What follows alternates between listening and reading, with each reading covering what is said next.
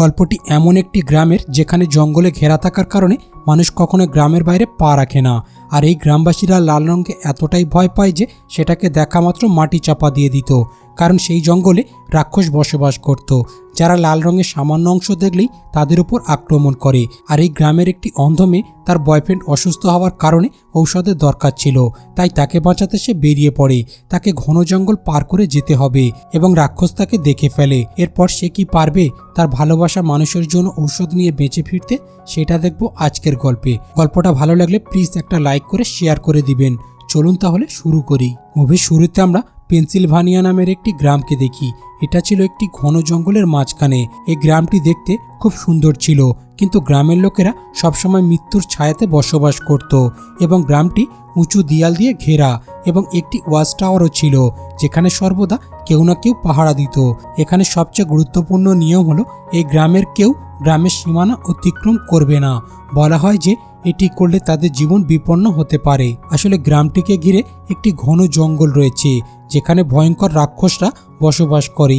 বহু বছর আগে গ্রামের পূর্বপুরুষরা রাক্ষসদের সাথে একটি চুক্তি করেছিল। শর্তটি ছিল, যতক্ষণ না গ্রামের কেউ জঙ্গলে প্রবেশ করে বা কোনো লাল ফল বা ফুল তোলে, ততক্ষণ রাক্ষসরা তাদের গ্রামের কোনো ক্ষতি করবে না। শর্ত অনুসারে কেউ কয়েক দশক বাইরে যায়নি, অর্থাৎ তাদের অন্য কোনো গ্রামের সাথে যোগাযোগ নেই। এত কিছুর পরেও সবাই বেশ শান্তিতে একসাথে থাকে এবং একে অপরকে সম্মান করে। এখানে অর্থের প্রয়োজন নেই এবং যে কাউকে তাদের পছন্দের কাউকে বিয়ে করতে পারবে। তবে একটি নিয়ম আছে যে বিবাহ সম্পূর্ণ না হওয়া পর্যন্ত কেউ কারোর হাত ধরতে পারবে না এবং এই গ্রামের বয়স্ক সদস্যদের প্রধান বলা হয়। আর এই প্রধানের একজন মেয়ে অসুস্থ হয়ে মারা যায়, কারণ গ্রামে কোনো চিকিৎসার সুবিধা ছিল না, যার ফলে কেউ গুরুতর আহত হলে চিকিৎসা পাওয়া অসম্ভব হয়ে পড়ে। এরপর একদিন সকালে সবাই একসাথে খাবার খাচ্ছিল। এমন সময় জঙ্গল থেকে অদ্ভুত ভয়ঙ্কর শব্দ ভেসে আসে। সবার মুখে ভয় স্পষ্ট ছিল, কিন্তু তাদের মধ্যে একজন নোয়া নামের একটি ছেলে যে পাগল ছিল, সে হাসতে শুরু করে। কিন্তু কেউ তাকে নিয়ে মজা করে না, কারণ এখানকার সবাই সবসময় ভালো আচরণ করে। পরের দিন গ্রামে একটি প্রাণীর মৃতদেহ পাওয়া যায়। দেখে মনে হয় কেউ তাকে ভয়ঙ্করভাবে হত্যা করেছে। এটা দেখে সমস্ত প্রধানরা একটি সভা ডাকে যে কে এটাকে হত্যা করেছে তা খুঁজে বের করার জন্য। ঠিক তখনই লুসিয়াস নামের একটি ছেলে উপস্থিত হয়। সে তার যা বলার ছিল তা লিখে আনে এবং সবাইকে বলে যে সে গ্রামের বাইরে যেতে চায় এবং এখানে চিকিৎসার সুবিধা আনতে চায়। সে বিশ্বাস করে যে কাছাকাছি আরও গ্রাম আছে আর আমরা আমাদের একজন বন্ধুকে হারিয়েছি। যদি তার সঠিকভাবে চিকিৎসা করা হতো তাহলে সে আজকের আমাদের মাঝে বেঁচে থাকতো। কিন্তু প্রধান তা প্রত্যাখ্যান করে, কারণ চুক্তিতে শর্ত দেওয়া হয়েছিল যে কেউ গ্রাম ছেড়ে যেতে পারবে না, অন্যথায় রাক্ষসরা সবাইকে আক্রমণ করবে। প্রধানরা বলে যে তারা নিজের চোখে রাক্ষসদের দেখেছে, কিন্তু নতুন প্রজন্ম কখনো তাদের দেখেনি। তারা কেবল তাদের কণ্ঠস্বর শুনেছে এবং গাছের তাদের চিহ্ন দেখেছে। আসলে লুসিয়াস রাক্ষসদের ভয় পায় না, কিন্তু শুধুমাত্র একজনের চেষ্টাতে সবাইকে রক্ষা করা যাবে না। এবং এই গ্রামে আইভি নামের একটি অন্ধ মেয়ে থাকে, যে একজন প্রধানের মেয়ে। সে অন্ধ ছিল, কিন্তু সে অনেক বুদ্ধিমতী। সে তার বন্ধু নোয়াকে সাথে নিয়ে গ্রামের সীমানার কাছে বসে থাকা লুসিয়াসের কাছে আসে। তাদের কথা বলার সময় সে তাকে বলে যে সে জানে লুসিয়াস তার হাত কেন ধরে না, কারণ সে তাকে ভালোবাসে। কিন্তু লুসিয়াস এখনও তার কাছে অনুভূতি স্বীকার করে না। ওদিকে নোয়া মজা করে আইভির হাতে বুনো লাল ফল রাখে। এটা দেখে লুসিয়াস বুঝতে পারে যে এই বুনো ফল কেবল জঙ্গলের মধ্যে পাওয়া যায়। সে নোয়াকে জিজ্ঞেস করে, তুমি এগুলো কোথা থেকে পেয়েছো? নোয়া পাগল ছিল, তাই সে উত্তর দেয় না। কিন্তু লুসিয়াস বুঝতে পারে যে নোয়া জঙ্গলে গিয়েছিল এবং সে পাগল বলে রাক্ষসরা তাকে কোনো ক্ষতি করেনি। এরপর সে আবার প্রধানদের কাছে সেই অনুরোধ নিয়ে যায় আর বলে, নোয়া যদি বুনো লাল ফল নিয়ে জঙ্গল থেকে নিরাপদে ফিরে আসতে পারে, তাহলে আমি কেন যেতে পারি না? আমি গ্রামের লোকেদের সাহায্য করার জন্য শুধু তোমাদের অনুমতি চাইছি। কিন্তু প্রধানরা এবারও তা প্রত্যাখ্যান করে। কিন্তু লুসিয়াস এখন যে কোনো মূল্যে বাইরে যেতে চায়। তারপর সে রাতে তার মায়ের সাথে কথা বলে। সে তার গ্রামের লোকেদের এভাবে মরতে দেখতে পারবে না। তার মা রাজি হয় না, কিন্তু সে তার মায়ের কথা শোনে না। পরদিন সকালে সে একা গ্রামের সীমানার বাইরে পা রাখে। সে খুব ভয় পায় যে কিছু একটা ঘটতে চলেছে, কিন্তু কয়েক পা এগিয়ে যাবার পর হঠাৎ সে কারো উপস্থিতি টের পায়। সে ভয় পেয়ে তৎক্ষণাৎ কিছু বুনো লাল ফল ছিঁড়ে গ্রামের ভেতরে ফিরে আসে। সেই রাতেই ওয়াচ টাওয়ারের পাহারাদার কিছু একটা দেখতে পায় এবং সে নিচে তাকায়। তখন দেখতে পায় যে লাল পোশাক পরা একটি ছায়া সেখান থেকে চলে যাচ্ছে। সে বুঝতে পারে এটা একটা রাক্ষস, তাই সে ভয়ে ভয়ে জোরে ঘন্টা বাজাতে শুরু করে। গ্রামে আতঙ্ক ছড়িয়ে পড়ে এবং সবাই তাদের বাড়ির বেসমেন্টে লুকিয়ে পড়ে। কিন্তু আইভি বাইরে লুসিয়াসের জন্য অপেক্ষা করে এবং সে ভয় পায় যে তার সাথে কিছু একটা ঘটতে পারে।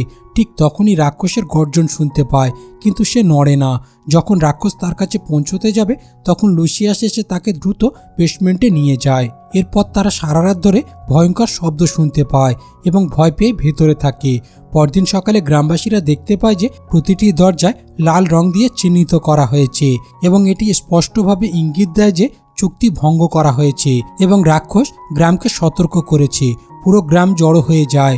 তারা জানে যে লুসিয়াসের সীমানা পার করার কারণে এটা হয়েছে, কিন্তু প্রধানরা বলে লুসিয়াস হয়তো চুক্তি ভঙ্গ করেছে, কিন্তু তারা তাকে শাস্তি দিতে পারবে না কারণ সে গ্রামের ভালোর জন্য সীমানা অতিক্রম করেছিল। এরপর লুসিয়াসকে ছেড়ে দেওয়া হয়।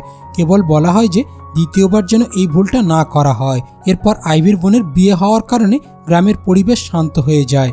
বিয়ের অনুষ্ঠানে সবাই উপস্থিত ছিল।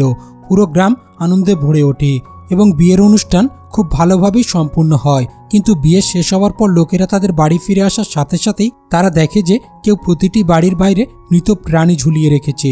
এই দৃশ্য দেখে তারা খুব ভয় পায় যে সম্ভবত আজই রাক্ষসরা ফিরে আসবে, এবার মানুষদেরকে ধ্বংস করবে। এইসব দেখে লুসিয়াস সম্পূর্ণ ভেঙে পড়ে। সে ভাবে তার জন্য এত কিছু হয়েছে। এখানে আইভি তাকে সান্ত্বনা দেয়। দুজনে বসে অনেকক্ষণ কথা বলে এবং তারা শীঘ্রই বিয়ে করার সিদ্ধান্ত নেয়। কিন্তু পরের দিন সকালে গ্রামের আরেকটি সংকট দেখা দেয় যে নোয়া পাগল হওয়ার আগে ছোটবেলা থেকে আইভিকে ভালোবাসত এবং সে যখন জানতে পারে যে আইভি এবং লুসিয়াস বিয়ে করতে চলেছে আর প্রধানদের এতে সম্মতি আছে, তখন তার মধ্যে প্রতিশোধের আগুন জ্বলে ওঠে। রাগে অন্ধ হয়ে যায়। সে লুসিয়াসের বাড়িতে যায় এবং কথা বলতে বলতে হঠাৎ তাকে ছুরি দিয়ে আক্রমণ করে। লুসিয়াস পড়ে যায় এবং মারাত্মকভাবে আহত হয়। নোয়া তখন প্রধানদের কাছে গিয়ে তাদের জানায় যে সে লুসিয়াসকে আক্রমণ করেছে। এই কথা শুনে তাকে তৎক্ষণাৎ একটি ঘরে আটকে রাখা হয়। আইভি যখন এই খবর জানতে পারে তখন সে আতঙ্কিত হয়ে লুসিয়াসের বাড়িতে ছুটে যায়। সে তাকে আহত অবস্থায় দেখে প্রচণ্ড কান্না করতে থাকে। গ্রামের কোনো চিকিৎসার ব্যবস্থা নেই, তাই তার বেঁচে থাকার আশাটাও খুব কম। লুসিয়াস মারা যাবে এবং এই ভয়ে সবাই জড়ো হয়ে যায়। ওদিকে নোয়াকে একটি ঘরে বন্দি করে রাখা হয়েছে, যেখানে অপরাধীদের বন্দি করে রাখা হয়। ঠিক তখনই আইভি ক্ষিপ্ত হয়ে তাকে মারধর শুরু করে, কিন্তু তার বাবা গ্রামের একজন প্রধান। সে আইভিকে সান্ত্বনা দিয়ে বলে, যখন তুমি দুর্ঘটনায় তোমার দৃষ্টিশক্তি হারিয়েছিলে তখন আমি কিছুই করতে পারিনি, কিন্তু এখন তোমার ভালোবাসাকে বাঁচাতে আমি তোমাকে সাহায্য করব। আমি নিজেই এই গ্রাম ছেড়ে চলে যাব। কিন্তু তার স্ত্রী তাকে বলে যে তুমি এটা করতে পারো না, কারণ তুমি এই গ্রামের প্রধান আর আমরা আমাদের প্রতিশ্রুতি ভঙ্গ করতে পারি না।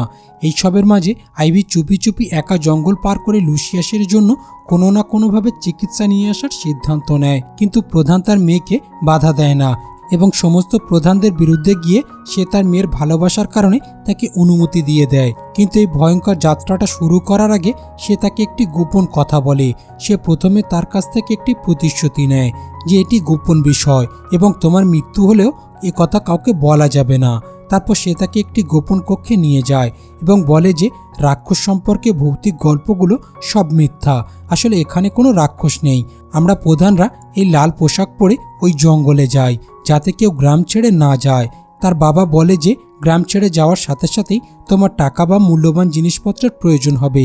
তাই সে তাকে একটি সোনার ঘড়ি এবং লুসিয়াসের হাতে একটি ঔষধের তালিকা দেয় যাতে সে বাইরে বের হওয়ার সাথে সাথেই দ্রুত সাহায্য পায়। আইভি প্রথমে এই সত্যটা শুনে অবাক হয়ে যায়, কিন্তু সে কোনো প্রশ্ন না করে শান্ত থাকে, কারণ লুসিয়াসকে বাঁচানোর পথে তার কোনো বাধা থাকবে না। এরপর তার বাবা আইভিকে রক্ষা করার জন্য তার সাথে দুটি গ্রামের ছেলে পাঠায়, কারণ সে অন্ধ ছিল। কিন্তু যখন তারা সীমানা অতিক্রম করে এবং জঙ্গলের দিকে আরও কিছুটা এগিয়ে যায় তখন তারা হঠাৎ একটি ভয়ঙ্কর শব্দ শুনতে পায়। দুটি ছেলে ভয় পেয়ে গ্রামে ফিরে যাওয়ার সিদ্ধান্ত নেয় এবং আইভিকে ফিরে আসার জন্য অনুরোধ করে, কিন্তু আইভি দাঁড়িয়ে থাকে, কারণ সে কেবল জানে যে জঙ্গলে যা কিছু ঘটে তা প্রধানদের দ্বারা পরিচালিত হয়। ওদিকে গ্রামের সমস্ত প্রধানরা আইভির বাবার উপর রেগে যায়, কারণ তারা এত বছর কঠোর পরিশ্রমের মাধ্যমে এখানে যা কিছু তৈরি করেছে তা ধ্বংস হয়ে যাবে। কিন্তু আইভির বাবা তাদের বলে যে আমি আমার মেয়েকে খুব ভালোভাবে বুঝিয়ে দিয়েছি, সে কাউকে বলবে না, তোমরা নিশ্চিন্ত থাকতে পারো। এবং আমরা এই জায়গাটি তৈরি করেছি যাতে আমাদের গ্রামের মানুষরা শান্তিপূর্ণভাবে জীবনযাপন করতে পারে। আর এখানে আমরা এই গল্পের সম্পূর্ণ সত্যটা জানতে পারি যে 1945 সালে দ্বিতীয় বিশ্বযুদ্ধের পর তখন এই গ্রামের প্রধান একজন প্রফেসর ছিল। সে অনেক মানুষকে পরামর্শ দিয়েছিল যারা সবকিছু এবং অনেক আপনজনদের হারিয়েছে। সর্বত্র অপরাধ এবং ঘৃণা তাদের ভেঙে ফেলেছিল। প্রফেসর সেই সকল মানুষদের সাথে দেখা করে এবং এমন একটি জায়গা তৈরি করার সিদ্ধান্ত নিয়েছিল যেখানে বাইরের জগতের সাথে কোনো সম্পর্ক থাকবে না। প্রাচীনকালে এই গ্রামের প্রধানরা খুব ধনী ছিল, সেজন্য তারা একটি বিশাল এলাকা কিনে এর মাঝখানে একটি গ্রাম তৈরি করেছিল এবং সরকারের অনুমতি নিয়ে বাইরের শহরের সাথে যোগাযোগ স্থায়ীভাবে বিচ্ছিন্ন করে দেয়। তাদের একটি সহজ শান্তিপূর্ণ জীবন দেওয়ার জন্য তারা একটি ভয় তৈরি করেছিল যা তাদের একসাথে রাখতে বাধ্য করবে এবং চিরকাল এই গ্রামে শান্তিতে বসবাস করবে। ওদিকে আইভি লাঠির সাহায্যে জঙ্গলের মধ্যে দিয়ে ধীরে ধীরে এগিয়ে যায় তার ভালোবাসাকে বাঁচানোর জন্য এবং হঠাৎ সে একটি বড় গর্তে পড়ে যায়। এখানে তাকে সাহায্য করার মতো কেউ ছিল না, কিন্তু সে কোনো রকমে বেরিয়ে আসতে সক্ষম হয়। ঠিক তখনই কাছাকাছি একটি কাঠ ভাঙার শব্দ শুনতে পায়। তার একটু অদ্ভুত লাগে। সে এক টুকরো কাঠ ভেঙে ফেলে, তারপর সে একই শব্দ শুনতে পায়। তারপর সে একটি পাথর ছুঁড়ে মারে। এর পরবর্তীতে পাথরটা তার দিকে এগিয়ে আসে। সে ভয় পায়, কারণ একসময় এখানে সত্যি রাক্ষস ছিল। সেভাবে এটা কোনো প্রধান হতে পারে না এবং কেউ তাকে ক্ষতি করার চেষ্টা করছে। সে ভয় পেয়ে এগিয়ে যেতে শুরু করে এবং কিছু দূর যাওয়ার পর আমরা দেখতে পাই যে একটি লাল পোশাক পরা রাক্ষস তার ঠিক পেছনে দাঁড়িয়ে আছে। তার গর্জন শুনে আইভি দৌড়াতে শুরু করে এবং সে একই গর্তে পৌঁছায় যেখানে সে কিছুক্ষণ আগে পড়ে গিয়েছিল। সে তৎক্ষণাৎ গর্তের ধারে গিয়ে দাঁড়ায়। ঠিক তখনই রাক্ষসটি তাকে ধরতে ছুটে আসে এবং যখন সে তার কাছে আসে আইভি তৎক্ষণাৎ সরে যায়, যার ফলে রাক্ষসটি গর্তে পড়ে যায়। আর এখানে আমরা রাক্ষসের মুখ দেখতে পাই যে এটা আর কেউ নয় বরং নোয়া ছিল। এরপর আমরা দেখি যখন গ্রাম প্রধান নোয়ার জন্য খাবার নিয়ে আসে তখন দেখা যায় যে ঘরটি সম্পূর্ণ খালি ছিল এবং উল্টে তারা নিচে পড়ে থাকা কিছু পশুর চামড়া দেখতে পায়। আর এখানে আমরা আরও একটি সত্য জানতে পারি যে আসলে নোয়া পাগল ছিল না, সে গ্রামের গোপন রহস্য কোনোভাবে জানতে পেরেছিল এবং একটি পোশাক চুরি করার পর সে একজন প্রধান হিসাবে জঙ্গলে ঘুরে বেড়াতো এবং গ্রামবাসীদের ভয় দেখানোর জন্য পশুদের নির্মমভাবে হত্যা করে। যাই হোক, যখন সে জানতে পারে যে আইভি লুসিয়াসের বাঁচানোর জন্য গ্রাম ছেড়ে যাচ্ছে তখন সে তাকে আটকানোর জন্য নিজেকে একটি রাক্ষসের ছদ্মবেশে তার কাছে যায়, কিন্তু এই কাজটা করার জন্য তাকে মৃত্যুবরণ করতে হলো। এরপর আইভি তার বাবার বলার পথ অনুসরণ করে এগিয়ে যেতে শুরু করে, কিন্তু তার সামনে একটি উঁচু পাঁচিল ছিল যা অতিক্রম করা অনেক কঠিন, কিন্তু সে কোনোভাবে অন্যদিকে যেতে সক্ষম হয়। ঠিক তখনই একজন পুলিশ অফিসার তার কাছে আসে এবং আইভিকে দেখে অবাক হয়ে যায়, কারণ প্রাচীরের ওপারে কোনো মানুষ প্রবেশ করতে পারে না এবং সাধারণ মানুষের মতে ওখানে কেবল বন্য প্রাণী বাস করে। সে আইভির নাম এবং ঠিকানা জিজ্ঞেস করে এবং তার সিনিয়র অফিসারকে সে জানাতে চায়, কিন্তু আইভি তাকে অনুরোধ করে তাকে একটি ঔষধের তালিকা একটি সোনার ঘড়ি দিয়ে বলে আমার এই ঔষধগুলো দরকার। আর সম্ভবত আপনার সিনিয়র অফিসার জানে আমি কে, আমি কোথা থেকে এসেছি, কিন্তু এই বিষয়টা কাউকে না বলাই ভালো। তার অসহায় অবস্থা দেখে অফিসার আর কোনো প্রশ্ন করে না এবং সরাসরি বাজারে গিয়ে সমস্ত ঔষধ নিয়ে তাকে দিয়ে দেয়। এরপর আইভি গ্রামে ফিরে আসে যেখানে লুসিয়াসের সাথে সমস্ত প্রধানরা উপস্থিত ছিল। তারা আইভিকে দেখে আনন্দিত হয় এবং তারা ভাবে তার ভালোবাসার জন্য এত কঠিন কাজ করেছে। আইভি তখন সবাইকে বলে যে জঙ্গলে একটি রাক্ষসকে সে মেরে ফেলেছে। নোয়ার বাবা মা বুঝতে পারে যে তাদের ছেলে মারা গেছে, কিন্তু তারা এটিকে গোপন রাখে কারণ এটা গ্রামবাসীদের নিজেদের ভালোর জন্য একই পুরনো ভয়ের জাল বুনে রাখে। গ্রামবাসীরা বিশ্বাস করে যে রাক্ষস এখনও জঙ্গলে আছে এবং গোপন রহস্য চিরকাল গোপন থাকবে। এইভাবে গ্রামবাসীরা তাদের পুরনো সুখী জীবনে ফিরে আসে আর মুভিটা এখানেই শেষ হয়ে যায়। তো বন্ধুরা, গল্পটা কেমন লাগলো কমেন্ট করে বলুন। ভালো লাগলে প্লিজ একটা লাইক করে শেয়ার করে দিবেন আর আমাদের চ্যানেলটাকে সাবস্ক্রাইব করে আমাদের পাশে থাকুন। দেখা হবে পরের কোনো ভিডিওতে। ততক্ষণ পর্যন্ত ভালো থাকবেন, সুস্থ থাকবেন।